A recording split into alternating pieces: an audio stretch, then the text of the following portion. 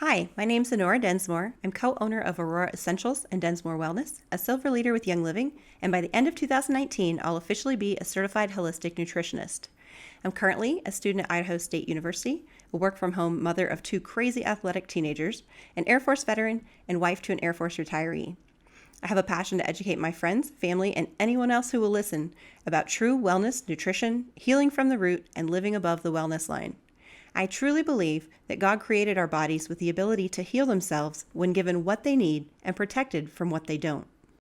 Today, I'd like to take a few minutes to talk to you about fragrance. This is a topic near and dear to me because I have a severe synthetic fragrance allergy that gets worse the older I get. Most of us are aware of harmful substances in our environment, such as pollution, exhaust fumes, and cigarette smoke. We even know that inhaling and using cleaning products, paint, glues, and stains can be hazardous.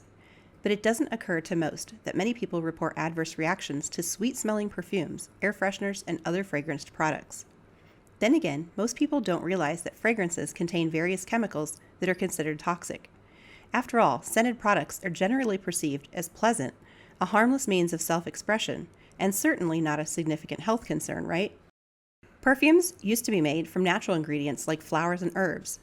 Perfume formulations changed, however, sometime around the late 70s and early 80s. Today, they're over 95% synthetic, man-made. Using crude oil or turpentine as a base material, synthetic fragrances are derived from chemical reactions. These synthetic compounds are chemicals that can be dangerous when inhaled or applied to the skin. Perfumes, colognes, and many other scented products contain an abundance of harmful chemicals, many of which are listed on the EPA's hazardous waste list.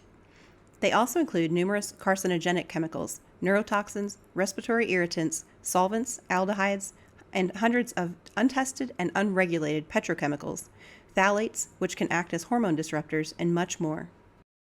According to the Committee on Science and Technology, approximately 95% of chemicals used in fragrances are synthetic compounds derived from petroleum and petroleum-based chemicals, and have been found to wear down and weaken the nervous system and immune system after exposure. Illnesses identified in the medical research include adult and child cancers, numerous neurological disorders, immune system weakening, autoimmune disorders, allergies, asthma, infertility, miscarriage, and child behavior disorders including learning disabilities, hyperactivity, and attention deficit disorders.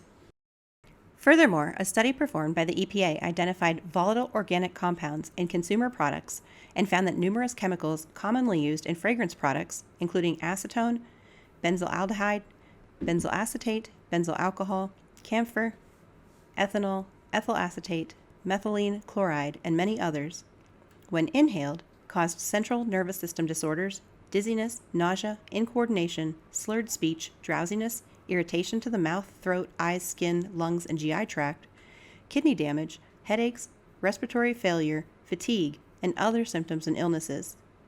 The material safety data sheets on each chemical confirmed these findings. Synthetic fragrances are found in just about everything these days, even seemingly harmless scents in our favorite soap, shampoo, deodorant, lotion, powder, candles, wax burners, plug-ins, air fresheners, laundry and cleaning products, and beauty products are full of potentially toxic substances. Some scented candles and wax burners contain acetone, benzene, lead, carbon monoxide, toluene, and more. In addition to many fragrance chemicals, chloroform, aka embalming fluid, was found in tests of fabric softener, and rooms containing air fresheners had high levels of ethanol and p-dichlorobenzene, which is a carcinogen. Ironically, air fresheners do not freshen the air at all, according to the Household Hazardous Waste Project. They only mask one odor with another, while diminishing a person's sense of smell with a nerve-deadening agent. In 2010, researchers investigated volatile organic compounds, or VOCs, emitted from 25 common fragranced consumer products, laundry products, personal care products, cleaning supplies, and air fresheners, using headspace analysis with gas chromatography mass spectrometry, or GCMS.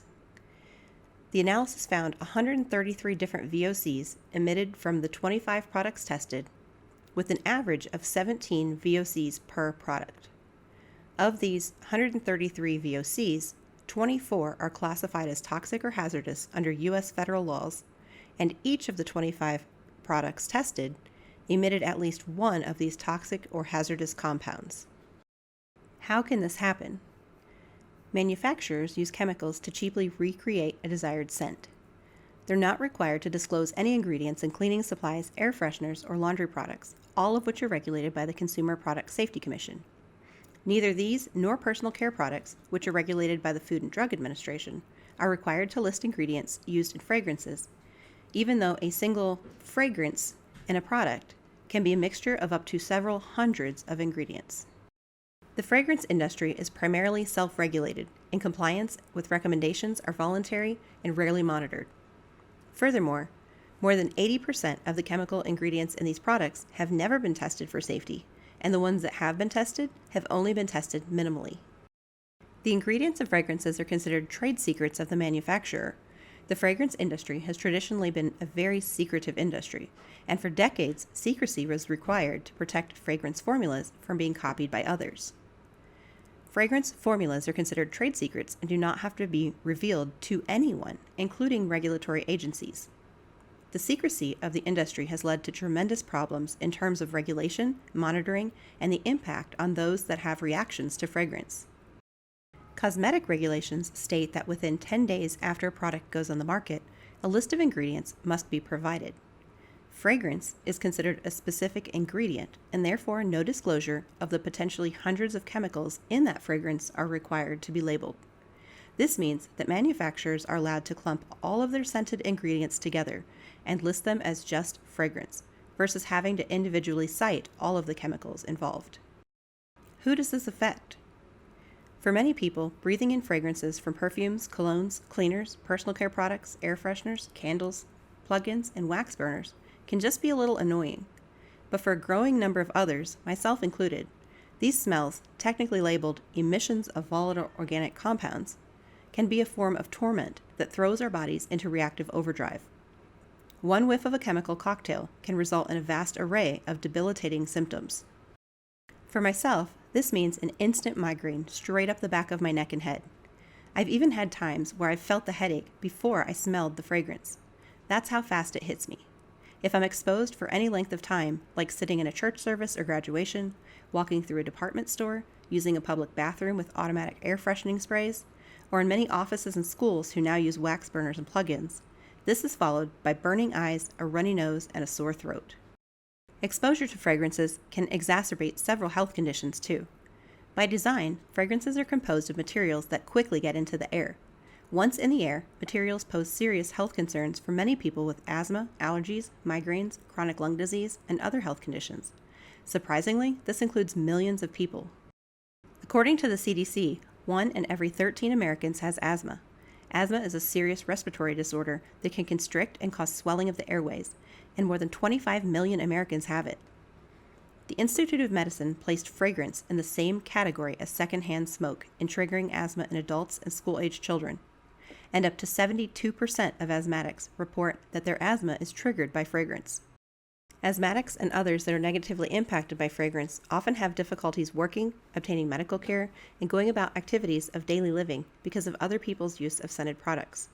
Reactions to fragrances can be quite serious for many, leaving them unable to go shopping, appointments, to church, or even to work without risking an exposure. Unfortunately, many people who are affected don't want to feel like a burden, so they become isolated from family and friends because of the reaction to the chemicals. Many groups and manufacturers tell us that their products are harmless because they contain a low dose of chemicals. This may be the case if we were only exposed to low doses of the chemicals every once in a while.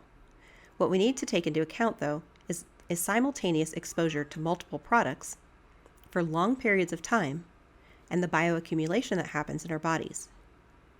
Bioaccumulation happens when our bodies accumulate the chemicals faster than they can process and eliminate them, or in rare instances when the body cannot eliminate the chemicals at all. Oftentimes, the body stores these toxins inside our fat stores to distance them from our major organs.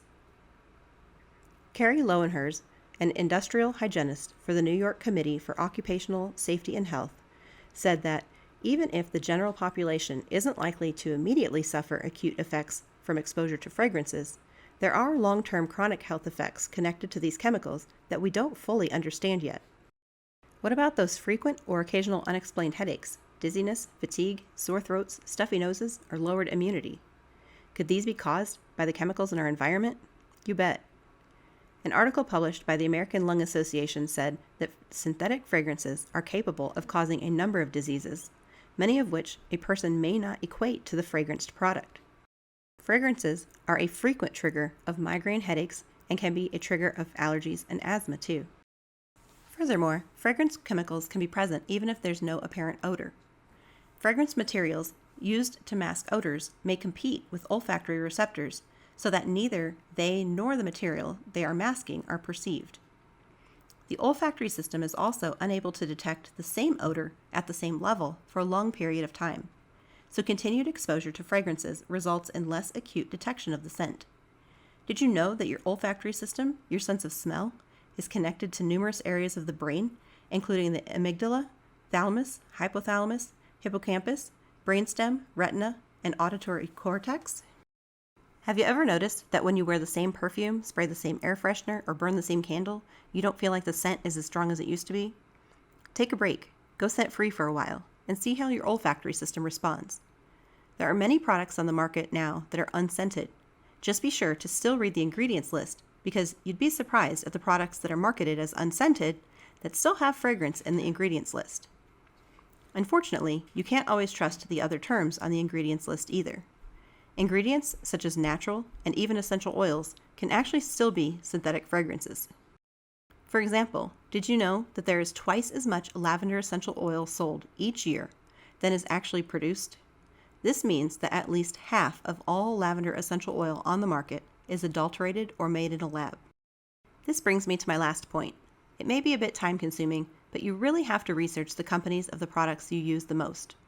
Years ago, I used to buy essential oils to make homemade bath bombs, bath tea bags, and other personal care products, but I had to wear a mask when using them, or they would set off my allergies, and oftentimes I would end up with a sinus infection. When I finally clicked that something that was supposed to be good for me was causing me to be sick, I quit using them. About 7 years ago, I was reintroduced to essential oils by a good friend during homeschool co-op class. She knew we had been using herbal supplements for a few things my family had been dealing with, and we just were not getting the results we were looking for. I started researching how the chemical constituents within essential oils were so tiny that they could bypass the blood-brain barrier, oxygenate the brain, and heal on a cellular level, whereas whole herbs could do none of these things. I voiced my concern about my past experiences with my friend, though, and she explained to me the difference in purity of essential oils and how the majority of essential oils sold are cut, diluted, blended synthetically, or otherwise altered due to the lack of regulations. So after doing a ton more research, I'm a researcher at heart, I gave them a try and instantly found out that there really is a huge difference. Pure therapeutic grade essential oils did not cause me to have allergic reactions or sinus issues, but instead had a positive impact on my health.